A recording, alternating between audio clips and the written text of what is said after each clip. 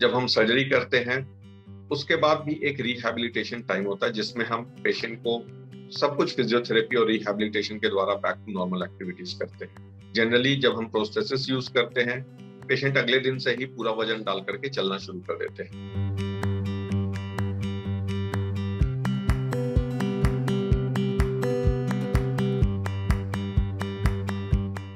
Generally लोगों में एक धारणा रहती है कि अगर हम कीमोथेरेपी लेंगे तो वैसे ही नहीं बचेंगे, बीमारी तो बाद में मारेगी, पहले कीमोथेरेपी मारेगी।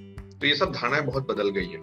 कई बार लोगों को लगता है कि अगर रेडिएशन थेरेपी ली गई उसके कारण वो चमड़ी बहुत जल जाती है, वो हाथ वैसे ही खराब हो जाता है। तो ये होते थे, ऐसा नहीं है। आज से 2 दशक पहले जो पुरानी मशीन्स होती थी, जो कोबाल्ट की मशीन होती थी, उनके कारण ये बर्न्स और कॉम्प्लिकेशंस होते थे।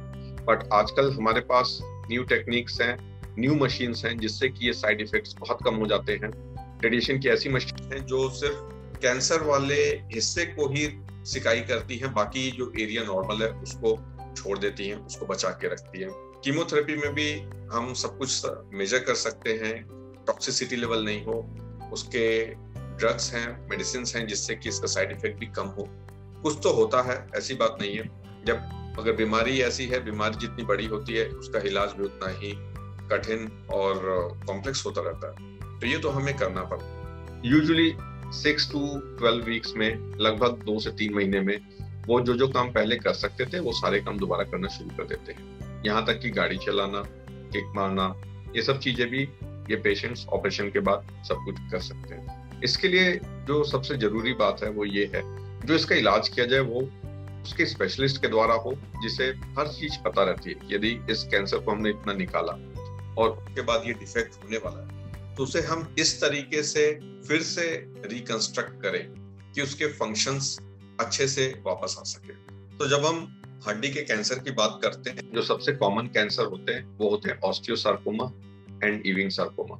इविंग सार्कोमा जनरली बच्चों में रहता है, जो 5 साल से लेकर 15 साल 20 साल तक के बच्चों में पाया जाता है। ये बहुत ही एग्रेसिव किस्म का कैंसर होता है और इसमें वो हड्डी को तो खोखला करता ही है और साथ ही साथ शरीर में फैलने का भी रिस्क रखता है। इस कैंसर का इलाज सबसे पहले हम कीमोथेरेपी से स्टार्ट करते हैं, जिससे कि इसके जो कीटाणु शरीर में घूम रहे हैं, फैले हुए हैं, उसे हम खत्म कर सके। और ये जहाँ का भी कैंसर है, जिस एरिया का भी है, उसके बाद उस जगह का ऑपरेशन करके हम उसे निकाल देते हैं। कई बार यदि बीमारी बहुत बड़ी रहती है तो इसमें हम ऑपरेशन के बाद या उसके दौरान भी सिकाई भी कर सकते हैं, रेडिएशन थेरेपी भी दे सकते हैं। इसका इलाज ऑपरेशन के बाद भी होना चाहिए, जो कीमोथेरेपी रहती है। स्टैंडर्ड प्रोटोकॉल्स हैं जो हम लोग फॉलो करते हैं, NCCN गाइडलाइंस हैं जो कि हमें सारा गाइडलाइंस देते हैं कि कौन सी दवा कितने दिन चलनी चाहिए। और ये इंटरनेशनल गाइडलाइंस होते हैं, ये किसी पर्टिकुलर इंस्टीट्यूट्स के नहीं रहते हैं। जो बोन कैंसर होते हैं ये खास करके कम उम्र के बच्चों में ज्यादा कॉमन होते हैं, जैसे osteosarcoma most commonly first and second decade of life हम लोग कहते हैं, मतलब 10 से 20 वर्ष की उम्र के बीच में पाए जाते हैं। दूसरा इविंग सार्कोमा, ये जनरली 5 से 15 साल या 20 साल तक के बच्चों में ज्यादा कॉमन होते हैं। जब ये बीमारी छोटे बच्चों में होती है तो चैलेंजेस ज्यादा होते हैं। बड़े लोगों में जब ये बीमारी होती है हमारे पास बहुत सारे ऑप्शंस होते हैं। हम जब कैंसर के हिस्से को काट के हटाते हैं हम उसे प्रोस्थेसिस से रिप्लेस कर सकते हैं। मगर छोटे बच्चों में यदि हम उसे काट के हटाते हैं, कई बार बच्चों की हड्डियां इतनी छोटी होती है कि उसमें प्रोस्थेसिस फिट नहीं हो सकता है। यदि हमने फिट कर भी दिया तो बच्चों की हाइट बढ़ती है, उनकी हड्डियां बढ़ेंगी, खासकर जब उनका ग्रोथ स्पर्ट होता है 12 साल 11 साल से लेकर के 15-16 साल तक। तो जिस जगह का हम ऑपरेशन करते हैं वो जगह छोटी हो जाती है। इसके कारण कई बार इनका इलाज लोग एम्पुटेशन के द्वारा करते हैं, हाथ पैर काट के हटा देते हैं। लेकिन इसमें भी बहुत उन्नति हुई है। हमारे पास आजकल एक्सपेंडेबल इम्प्लांट्स हैं, प्रोस्थेसिस हैं। ये ऐसे इम्प्लांट्स होते हैं जिसमें हम हड्डी को काट करके हटाते हैं और उसमें ये इम्प्लांट लगाते हैं।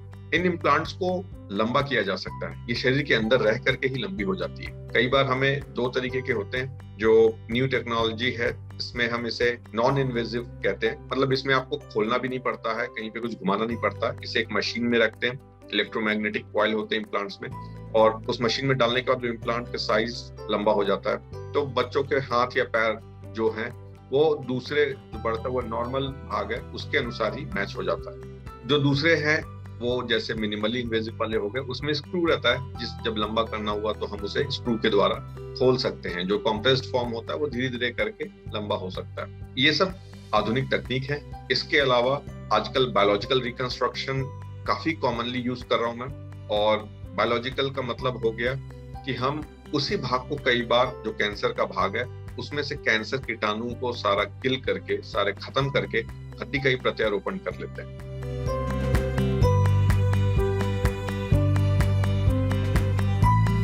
हमारे चैनल को सब्सक्राइब करें और कैंसर मरीजों की देखभाल पर और अधिक वीडियो देखने के लिए बेल आइकन पर क्लिक करें।